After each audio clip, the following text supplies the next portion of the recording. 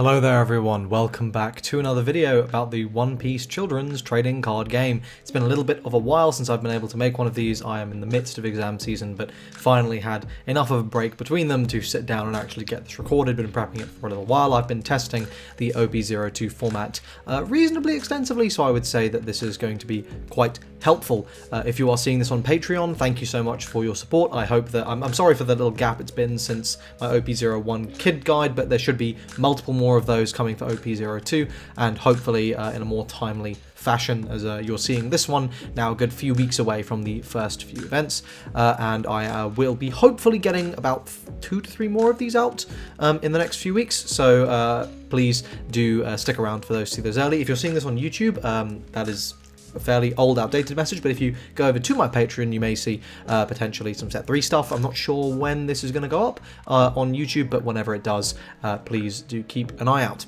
Anyway, let's go ahead and jump in to the guide for... this is why you're paying me, right? Let's go ahead and get started. So, this is an in-depth guide to Kinemon in OP02. So, let's start off by, and I will say, I was hoping to do this with physical cards, and hopefully the next ones will be, but it's pre-set to release at the moment. So, why Kinemon? Firstly, it's really powerful. It's a really, really good deck. It kind of, after the initial period of Zorro going Ooga Booga and just winning everything, Kinemon was the next guy to roll up and be like, hey, you know, I'm pretty good. And he ended up staying pretty good until the rest of the format. When Zorro fell off, Kinemon certainly did not. Green just basically has an incredibly high value card pool. The Kinemon leader ability is incredibly good, and even though there are basically like 2 main new cards that actually see any play, I mean there's like 4 that are any good, but like there's mainly 2. They are incredibly powerful. The deck is very consistent. You know, it's green. You got 8 searches, and most of your deck is quite good. You're actually quite happy to see most of your deck. So yeah, it has consistency going for it. You don't care about the die roll. In most matchups, you kind of don't really care. The only matchup you actually genuinely care would be against Ivankov. Technically against Zed too, but I mean, frankly, Zed is a lost cause, so it's not really worth discussing. And finally, the mulligan criteria is incredibly easy for this deck. So those are some reasons for Kinemon, but of course, let's go into a little bit more detail in the strengths and weaknesses. So let's start with the strengths. So firstly, the power level of the deck. As I said, it is incredibly good. When you sit down and you play Kinemon for the first time, and you experience playing Okiku on turn 1 or Yamato on turn 2, you're going to be like, damn, that's kind of crazy. And, you know, just having access to some of the most incredibly high value cards in the game. You get 8 cost Kid, you get 8 cost Odin. These are remarkably powerful bombs to drop later on in the game. You have access to a whole suite of consistency, you have a large number of blockers.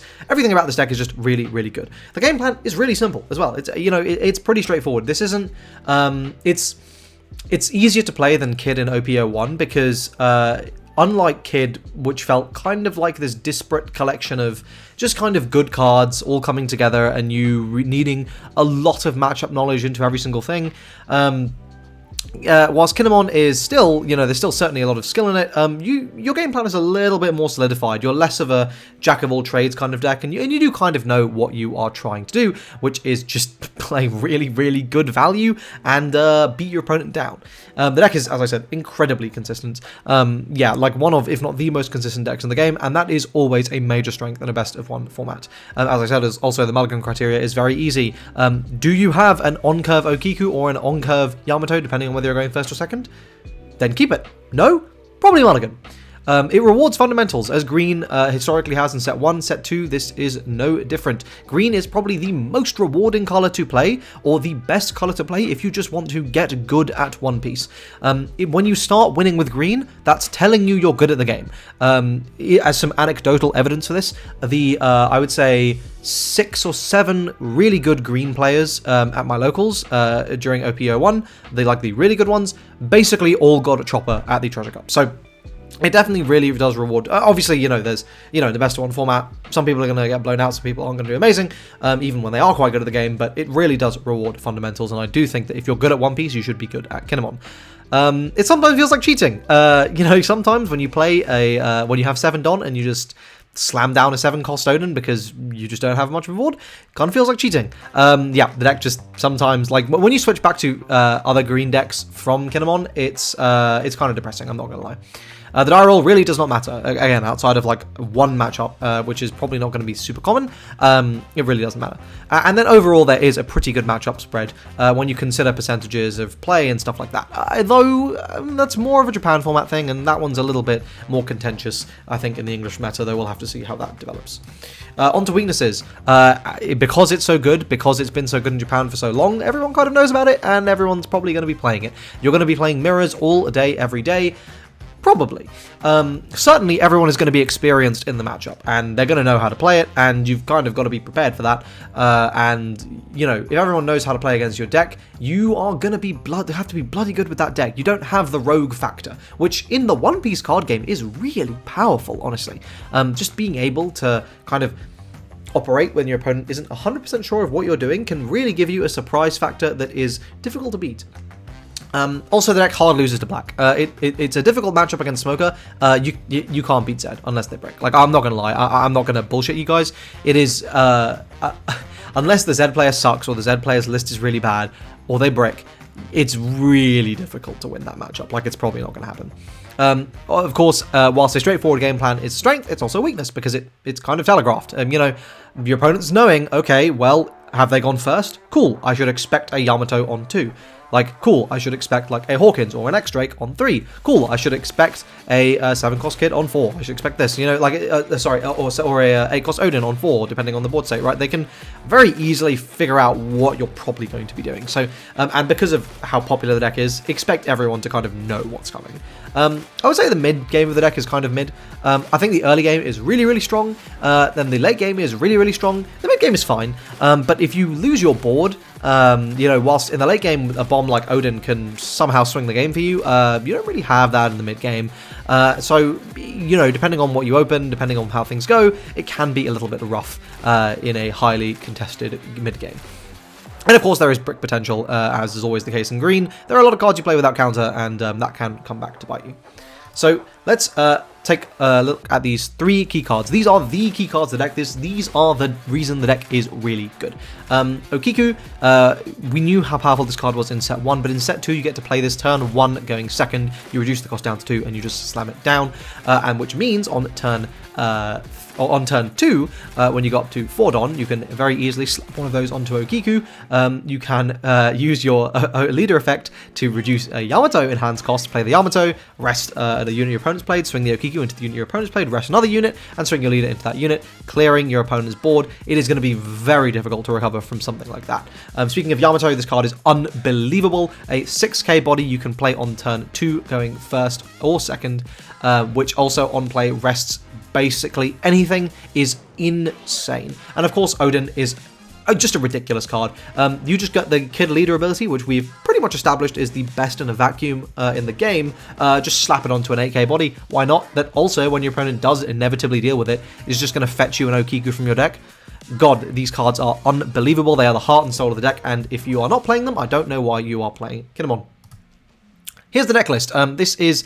the one thing I will say about Kinemon is there is a lot of variety to deck lists. I would say most of this is not, like, most of it is fixed, right? Like, so as we go across, Izo, you know why we're playing Izo, right? Like, it's a 2k counter, so you have to play it, but it also lets you rest a 4-cost or lower, which can deal with blockers, which can, in the earlier game, let you do some control shenanigans, let you manage your opponent's board. Very, very important. Okiku, key power card. Killer, another really good card. Only 3 copies. It's very difficult to fit everything in that you want to fit in. There's so many powerful cards, and certainly I could see a justification for playing something else.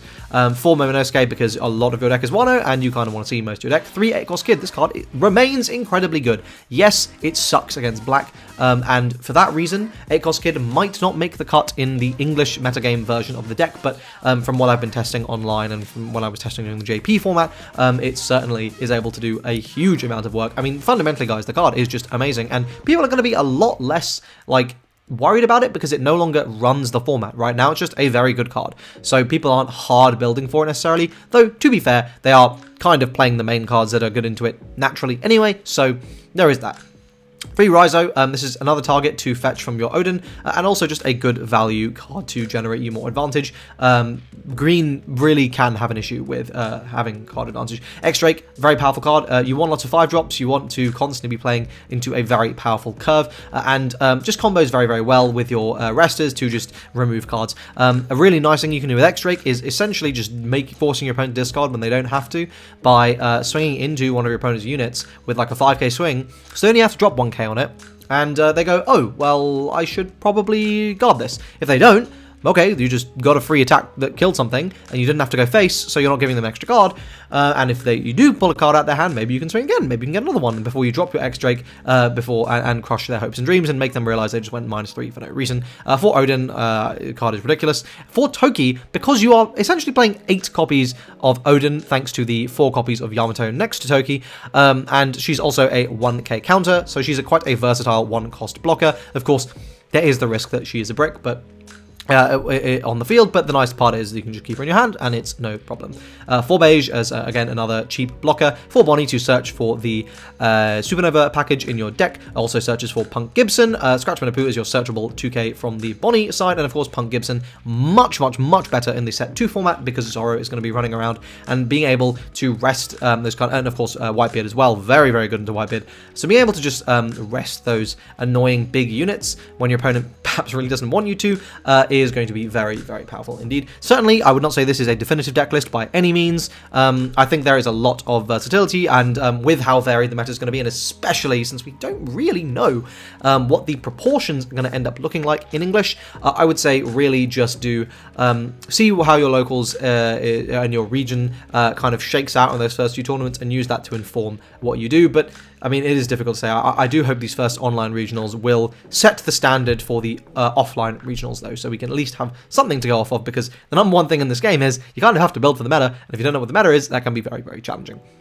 Okay, let's now move on to the matchups. So I imagine this is the most valuable part of these kind of in-depth guides that you guys are looking forward to, so let's go ahead and get into it. So, firstly, the mirror. This is, I say skill in commas because it is, but it isn't. So whether you want to go first or second is kind of dependent on the hand. So, you know, it doesn't really matter. If you play Kinemon and you find you generally feel more comfortable going first, then go first. If you generally feel more comfortable going second, then go second. It's fine. It's a very much a player preference thing. And mulligan for that decision, right? Your mulligan targets are your main 3 power cards, right? These are what are going to win you the matchup. I would say Yamato's a little better because Odin can just fetch you your Okiku, and you don't necessarily. I mean, you know, you're probably going to draw 1 or 2. You might end up with 1 or 2 in life, and it's a real bad feeling when you go to search your deck from Odin and there are no more Okikus. So that is something worth considering. It's not a really major consideration by any means, but it is something to keep in mind. As I say here, it's a battle for board presence, so it's really going to come down to who has more of the 1-0 power cards and who is able to take a better advantage of them. This is going to be a combination of skill, who sees skill in terms of managing your resources, skill in terms of managing your opponent's resources, chipping them away, and setting up a powerful series of turns that will swing the game into your favor and allow you to end it, as well as luck. Ultimately, if your opponent just sees like double the number of power cards than you do, kind of hard to win that. But and equally, if you see like, you know, Okiku, Yamato, Odin, Yamato, then fucking yeah, good luck to your opponent, and they're probably not doing anything, especially if they don't see any power cards. So, you know, when you remove that luck aspect, there is a good deal of skill. And as I say here, there is a lot of skill in knowing when to take damage and when to protect yourself. The number one thing I can say with Kinemon is practice this mirror match. If you are planning on playing Kinemon, you're going to run into it, and don't be one of those players who thinks that a mirror match is just dumb luck. It's really not. You can do a lot of work to make a mirror match swing almost exclusively in your favor. Again, anecdotally, in the set 1 kid format in my treasure cup, I tested the kid mirror matchup extensively. I was expecting to play it 6 to 9 times on day 1. I only played it 4 times, but I won all 4 of those games, and they were throughout the entire day. So, you know, it's important to remember that whilst on a surface level you can say that there is luck, that whilst that's certainly true, there is absolutely a large amount of skill in things like mirror matches. Next, Zorro. This is probably, if I had to guess what we were going to see the most of in these first tournaments, it would be Zorro, which makes Kinemon a very compelling pick. Well, why is this? Well, I think this is a very advantageous matchup because just look at what your deck does, right? Your Nekomamushi, so obviously you'll have noticed in my deck, oh god, no, go back. So you'll notice in this list, I wasn't playing Nekomamushis, but this is a list that was more built for a later JP format where there was way less Zorro. So I would absolutely think that it's totally fine to slap in some Nekomamushis. Maybe you cut the killers and one other random card to put in 4, maybe one Raizo. I think Neko is really good into a format with there is Zorro. And of course, Punk Gibson, Yamato, and Okiku. Why are these cards so good? They're resting your opponent's units, and that is letting you send attacks into units, ripping cards out of your opponent's hand, or clearing their board. You want to be going second here because that means you are playing Okiku turn 1, which means turn 2 you get to do that devastating combo of playing down a Yamato at a reduced cost, resting whatever your opponent's played, and they've probably played quite a few units because they are spamming 1-drops, swinging in with a donned up Okiku into that unit, resting another unit, swinging into that with your leader, dealing with 2 cards from your opponent's board, and making it really difficult for them to actually engage in that rush game plan. You want to be resting units and attacking them and kind of avoid going face at all costs. Don't give Zorro cards, like really do not do that, because if they are able to keep those cards coming, they will overwhelm you. Remember, Zorro has rush cards, Zorro has cards that avoid blockers, so you want to you want to be very mindful of that. Taking early damage is fine. I would say if you go down to about 2, that's okay. But don't, going below that can be quite greedy, and certainly depending on the board state, even going below 3 can be quite greedy, depending on what your opponent's hand is looking like from the information you've gleaned by how they are, blocking different attacks and how they're playing certain things and what they're searching. You can get a lot of information from those sorts of things. I'm planning on making a video about that at some point, by the way, for the Patreon, so if you're interested in that, let me know. But anyway, I think Zorro is very much a good matchup for Kinemon. You should be winning this the vast majority of the time, unless you get completely blown out. But again, in most of these situations, unless you get completely blown out, anything's going to get completely blown out. That can happen. Next, we have got Trafalgar Law. So this is a weird one. I think Law is potentially the best deck in the game, but the skill cap on this guy is unreal. So here I removed the air quotes from skill difference because this really is a skill difference. So the mulligan targets are pretty much identical.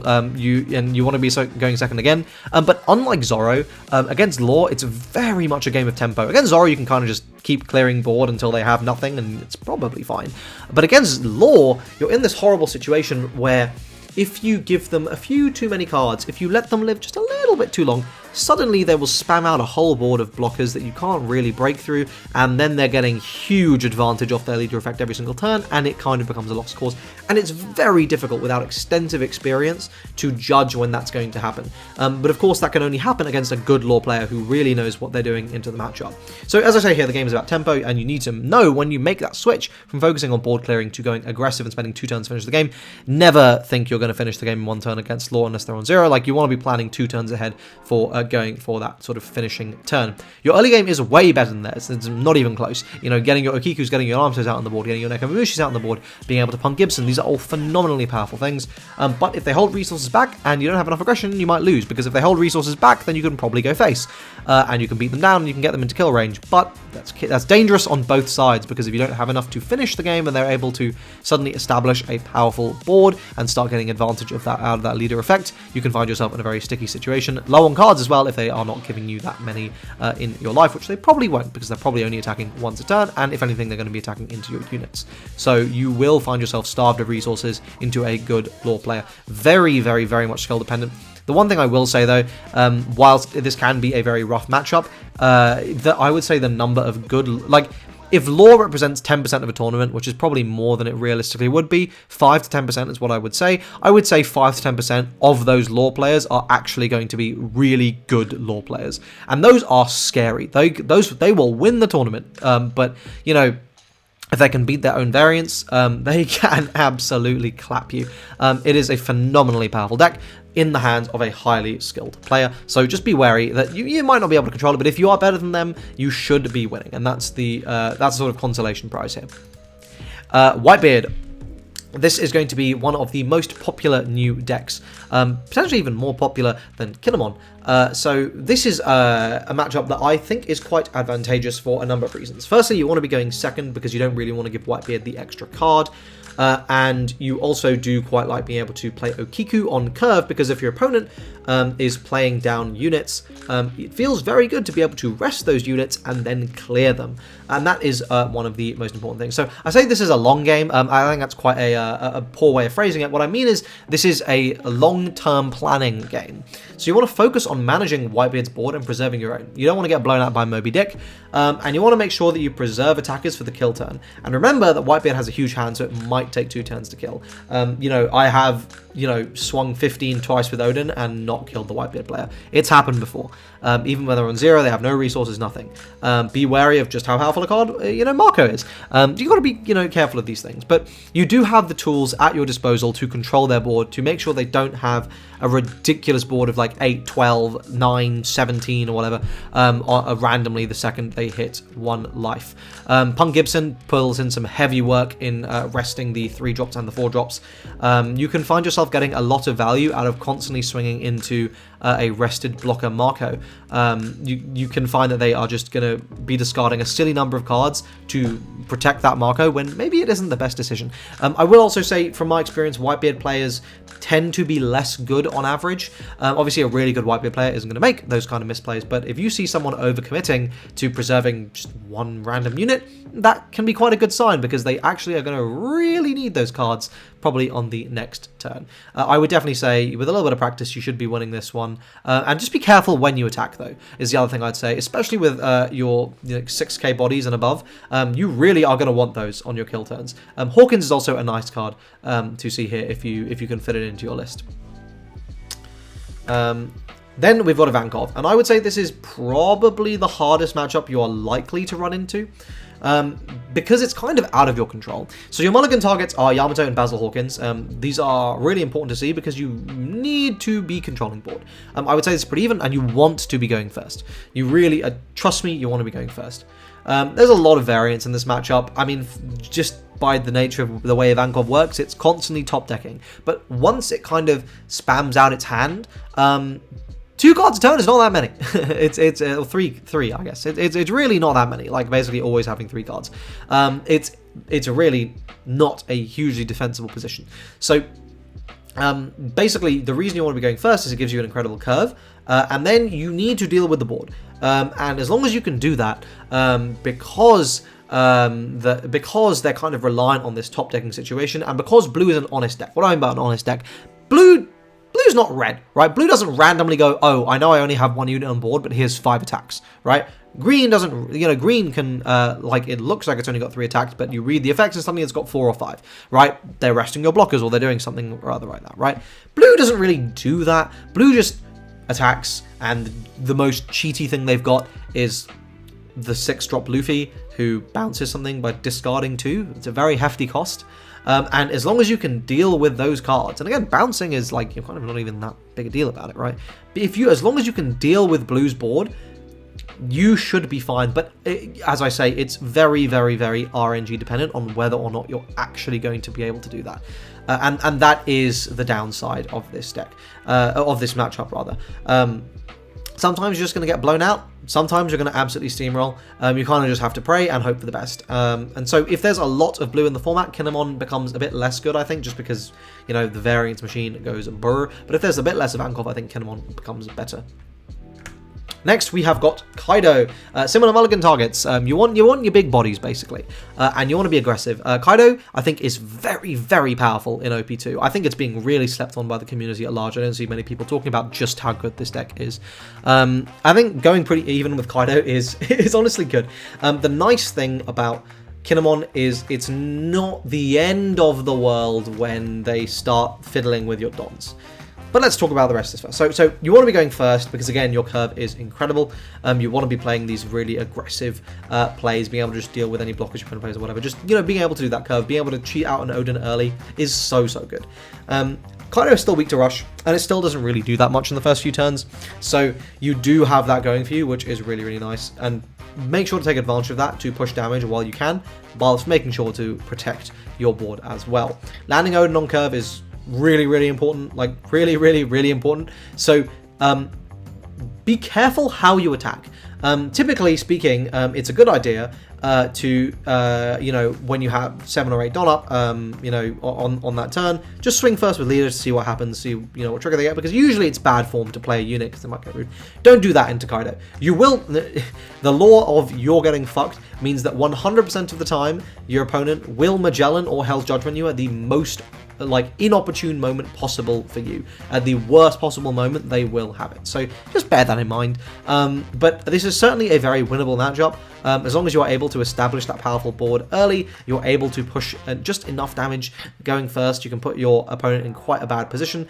You play this very differently. You kind of have to play this. You don't have the kid approach to this matchup of just punching face really aggressively, and also you want to be really careful of Hell's Judgment because it does -3k to 2 things. So if you are swinging 7, that's actually a very bad idea because that's probably going to let your opponent get huge value.